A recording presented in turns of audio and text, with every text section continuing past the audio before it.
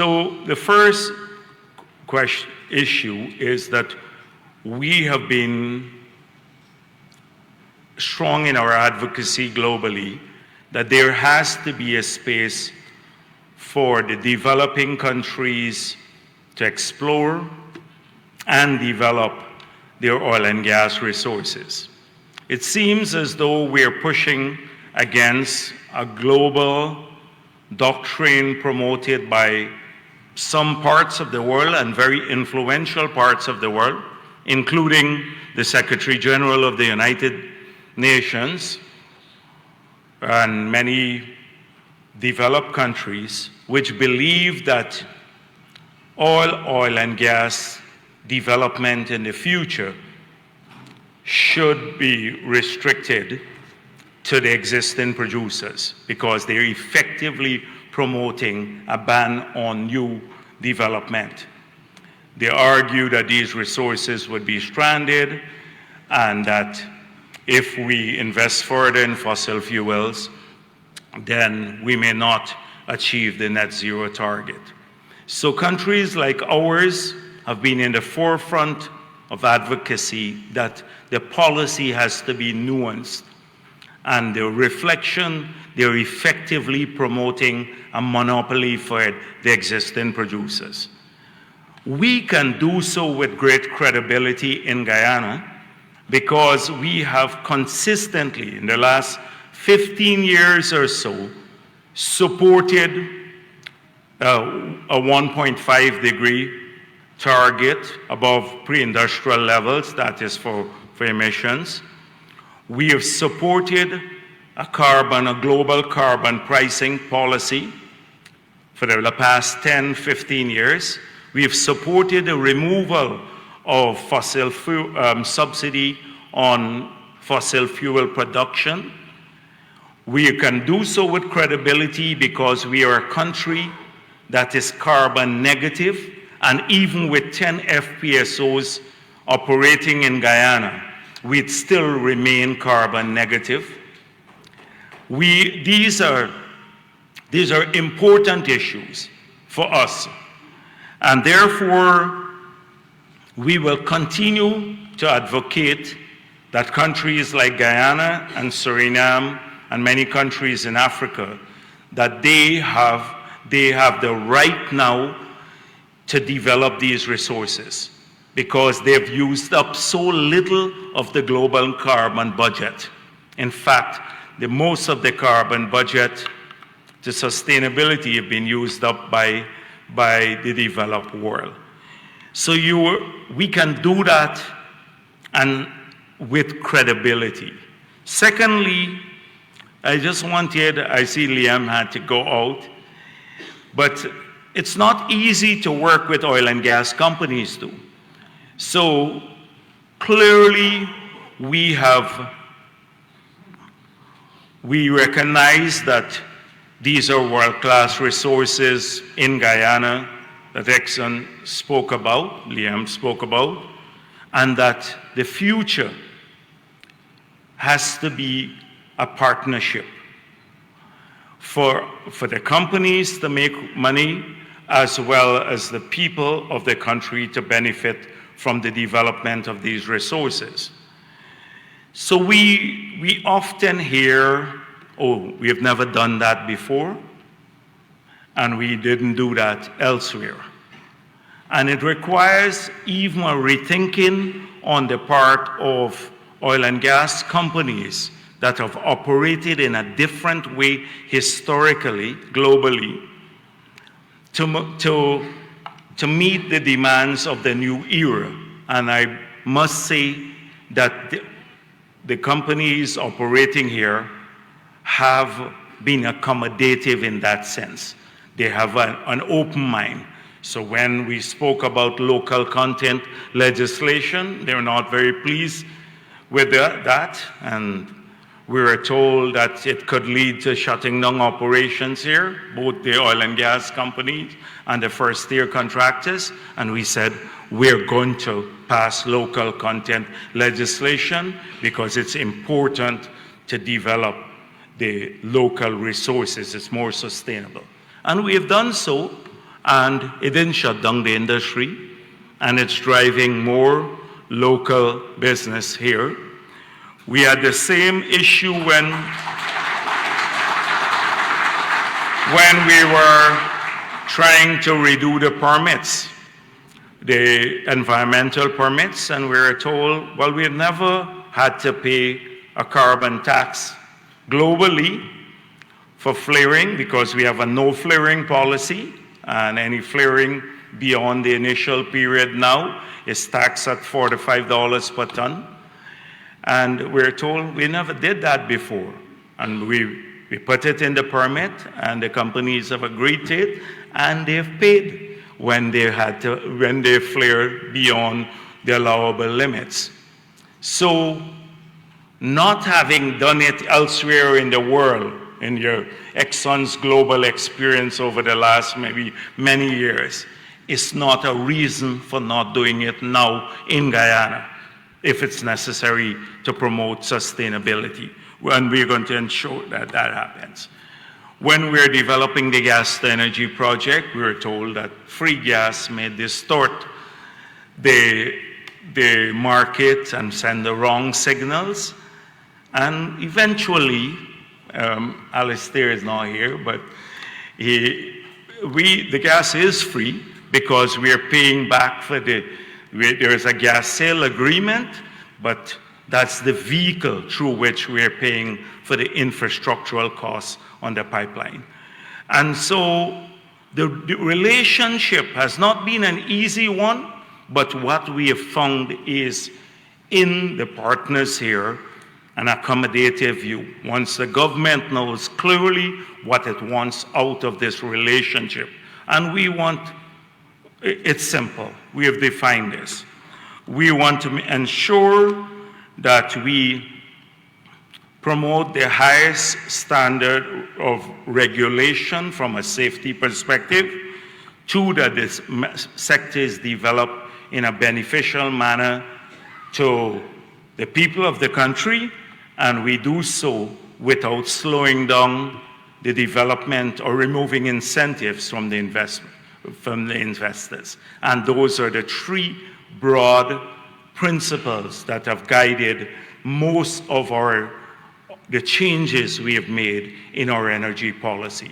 So the energy policy, if we look at it, the first issue is oil and gas development. And we're unapologetic from the government side in saying that we want this sector developed as quickly as possible. We want more explorations. We want us to move from proving reserves to developing those reserves, and we are working to facilitate that through not compromising on the licensing arrangement in terms of safety and due diligence, but acting in a manner that is not excessively bureaucratic, because sometimes that happens at the government level, because our interests are allied. With the oil companies want to move and develop these resources quickly, and we want to do so because we are painfully aware. We don't know, there's been a big debate about when we'd reach peak oil. We don't know when that will happen.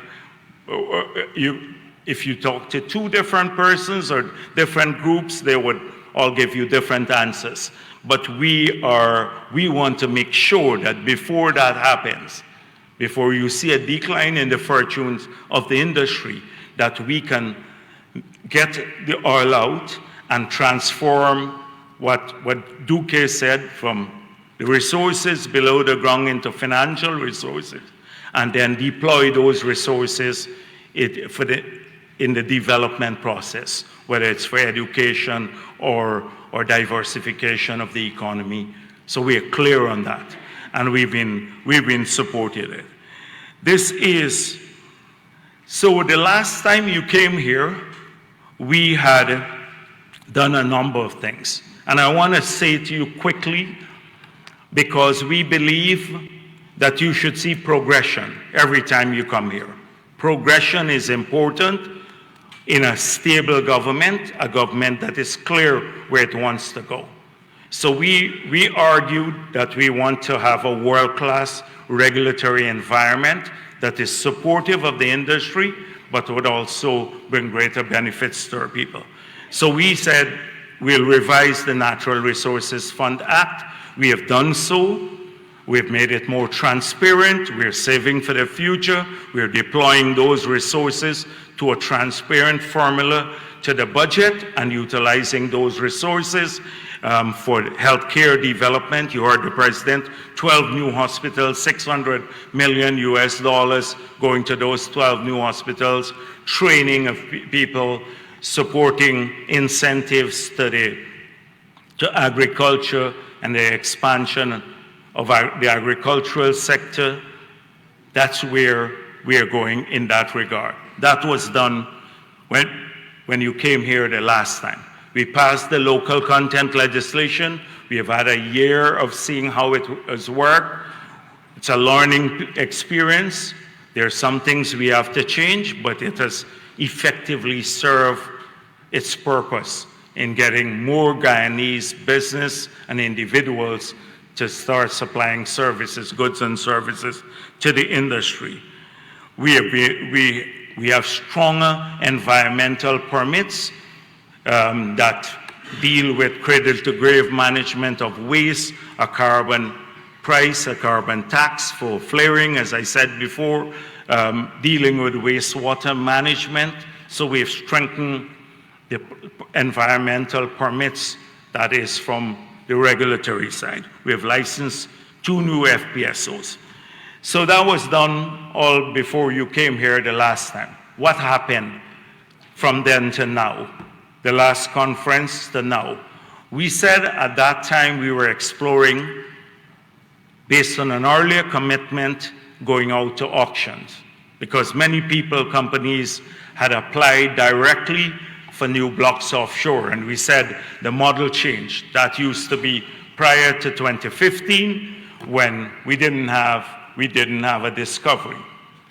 We were going to decide at that time, the last time we spoke here, whether we were going to utilize all of the remaining blocks for a national oil and gas company, or whether we were going to go to auction for private interests. We settled that policy issue during the course of the year. We decided against going for deploying all of the remaining blocks into a national oil and gas company, because we recognize we may not be able to raise the capital necessary to develop these resources as quickly as we want them developed. So we've gone out to auction now for 14 blocks, and we still have remaining some areas where we hope to work through bilateral arrangements with the governments of Brazil, Qatar, India, and those others who have expressed. Kuwait has just expressed some interest in that regard. So you have now 14 blocks that are out to auction, and we decided we're going to maximum award 3 per investor, because we want multiple numbers of investors or investment groups coming in here, because they can start the exploration activities simultaneously. So we'd have a faster deployment of exploration dollars in the sectors. So that has happened since you came here the last time. We took that crucial decision not to go to a national oil and gas company for many reasons. We also said that we are going to change the fiscal terms from those enjoyed in the PSA that was signed by Exxon in the Stabroek block. You had 10 contracts that were signed that had the old fiscal terms. Now, we have now changed that. The royalty rate has moved from 2% to 10%. There was no corporate tax.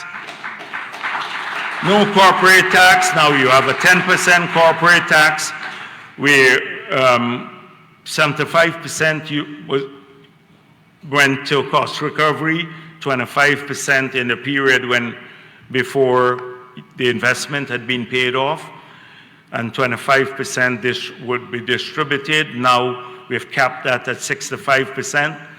We said there was a need for ring fencing, but given the size of the future blocks, we decided against ring fencing because they're small enough, especially those blocks that are going out to tender.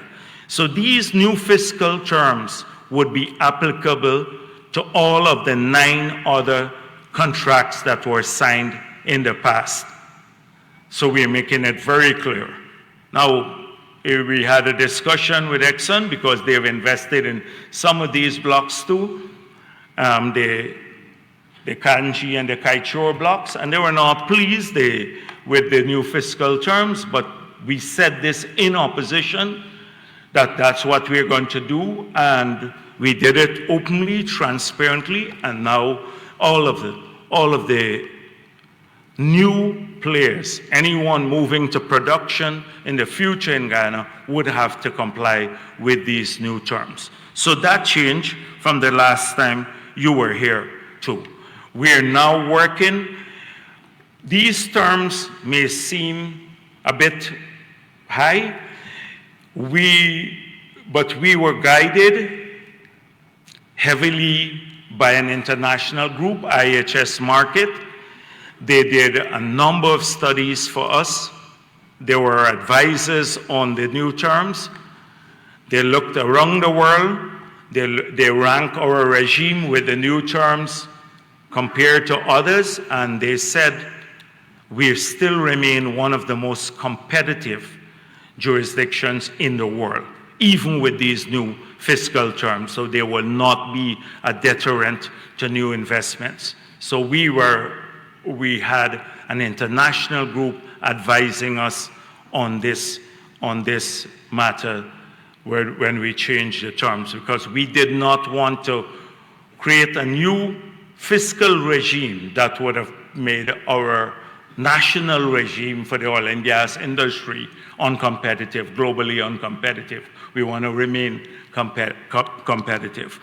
We are now working on a new PSA, and hopefully a new, before the end of the first quarter, maybe in the second quarter of this year, we should pass a new Petroleum Act, updating the Petroleum Act, which was passed in the Parliament in 1986. It's not fit for purpose. So we'll create a modern environment in which the industry will operate.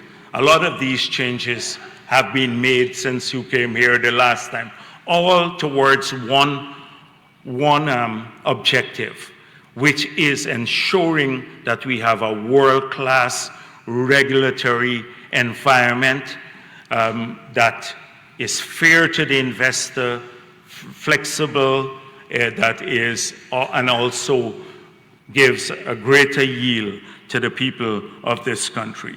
I'm going to quickly jump over on the gas side, because that's on the oil development of the oil resources. You've heard a lot about the gas to energy project. You heard the president mention about the speed at which we developed this without compromising transparency surrounding the process. We went out to pre-qualify. We then got bids in. We hired two companies, global companies, to assess the bids, Stantec and Worley, I think it's Worley, and then we awarded the contracts for $760 million to build the power plant and the NGL facility, and we're working with Exxon on the pipeline. All transparently done, but would yield a very, very competitive process that would yield results very soon that will have a massive impact on the development of almost every sector in this country. We are now exploring, because on the pipeline that we are funding, we will have additional gas, and we have to explore now how to utilize the additional gas that we will bring in on the same pipeline that we're bringing in the gas to power their power plant. And therein lies some of the opportunities that we may be able to explore with some of you. What are the next wave of industries to utilize the gas there? We're also pushing Exxon because at one stage they were saying we need all of the gas, it's associated gas mainly, and we need all of it to be re-injected to keep the quality of the wells up. We believe you can monetize the gas and probably earn more if you compare the two. And they're doing some studies. We've asked some studies be done in that regard, because the only way we'd be able to develop the next wave of industries based on gas is if we start monetizing that gas, the associated gas, and then we can talk about becoming a regional hub and everything else. You heard President Santoki there. So a lot of work is being done in this area, and it will present a number of opportunities for people. The progression that I'm talking about, as you've heard, from 120,000 barrels a day to 1.2 million barrels in the future, by 2027, will present enormous opportunities for the people who are in this room, local, and those who have come into the country. Opportunities in the oil and gas industry itself, because the supply chain needed to support a 1.2 million barrels a day industry is massive. And it will be enormous opportunities for people here. And I don't want you to see, especially the foreigners, to see the local content legislation as a humbug, an obstacle to your involvement here, because we need the expertise from the investors. We're creating an environment that capital and investors are treated in a fair, transparent manner when they come to this country. So you read a lot here. Our country is not without its challenges, and I'm sure if you read the newspapers, you see all sorts of things ranging from the sublime to the crazy, and often the crazy every single day. But don't think that's driving the policy making here. So you're gonna be exposed to it. So that's on the gas side. On the renewable energy, you know, we went out for the hydropower. The president told you about the earlier experience we had. We also retendered it. The Chinese company that won the bid could not complete the project because they couldn't raise the capital. We wanted an arrangement where we bought power, where we'd buy power through a power purchase agreement and not develop the hydro ourselves. So that failed because they couldn't raise the money, but through an open tender.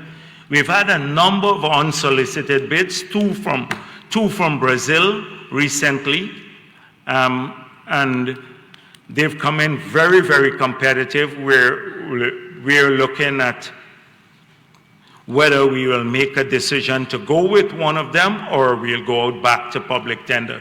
Most likely we'll probably go back out to public tender, but the hydro will be built, and it's necessary. It's necessary for two reasons.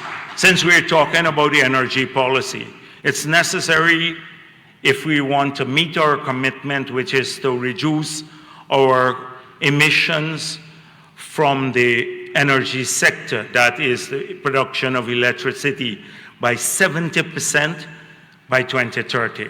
The hydro, the gas to energy project, and the solar project that we're pursuing will cut emissions in that sector by 70%, yet triple install capacity. That is very important for us. So we triple install capacity, but our emissions get reduced by 70% from their current level. That's important from that perspective.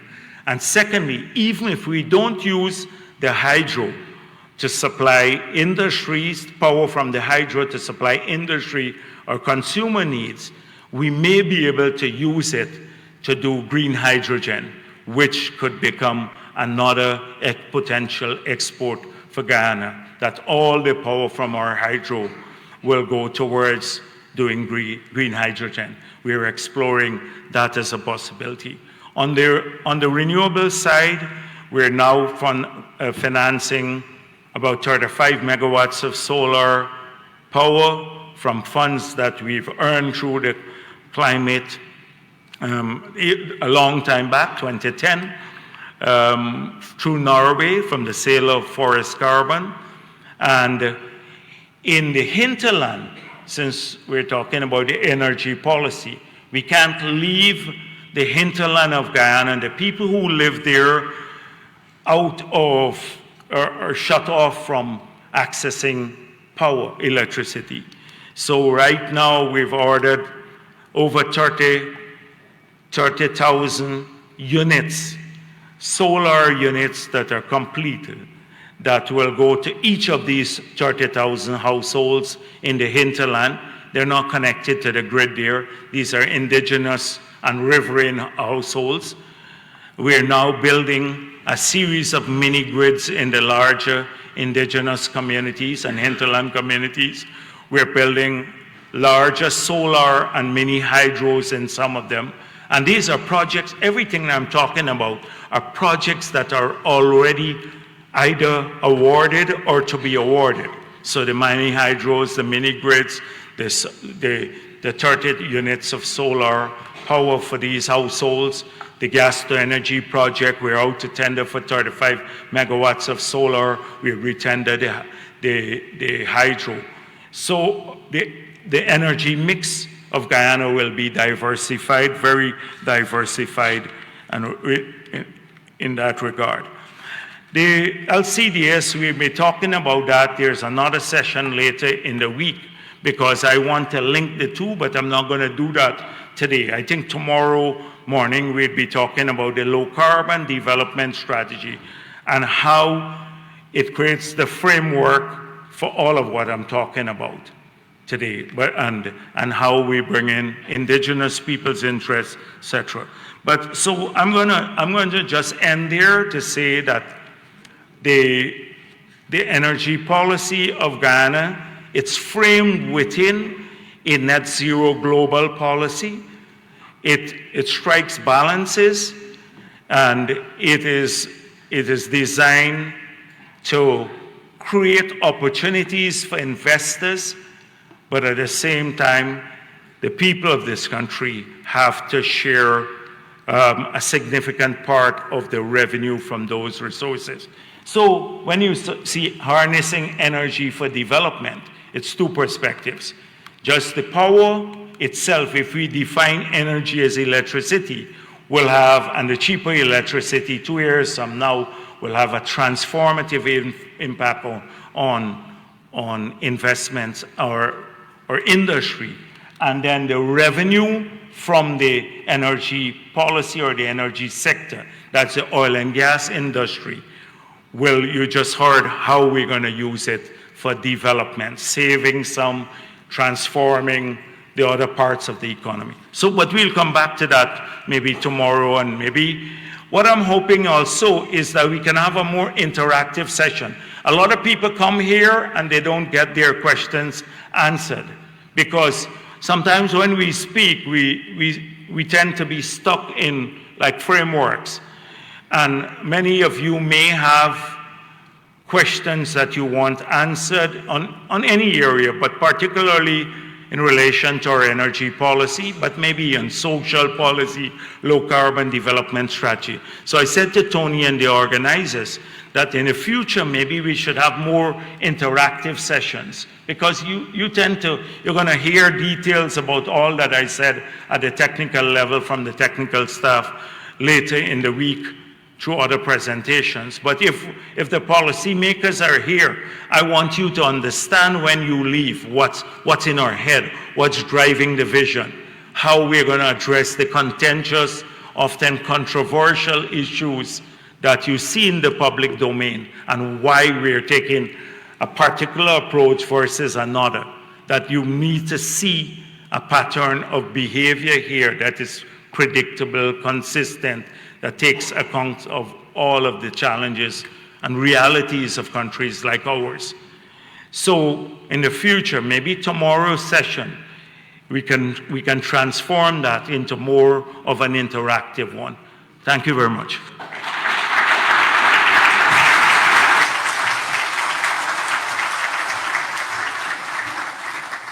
Thank you very much, Dr. Bharrat Jagdeo, Vice President of Guyana.